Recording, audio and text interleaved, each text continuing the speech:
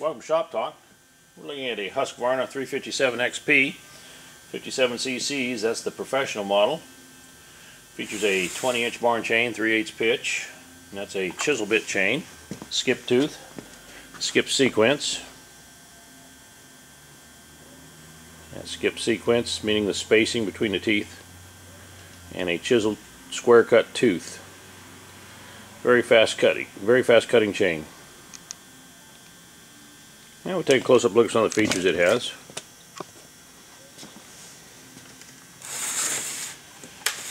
Kill switch is right here, choke right here. Has the operator presence lever. That's a nice safety feature. Won't throttle up unless your hand's in place. The side load on the fuel and oil reservoir. Features two large falling spikes. Those are always nice for help to balance the saw when you're bucking.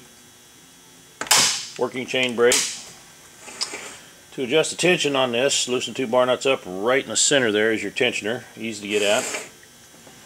Decompression valve. We're running right at 150 psi. It's a very high compression motor, so you need to push this button in when starting the saw. It automatically pops out when the saw starts. Quick access top cover.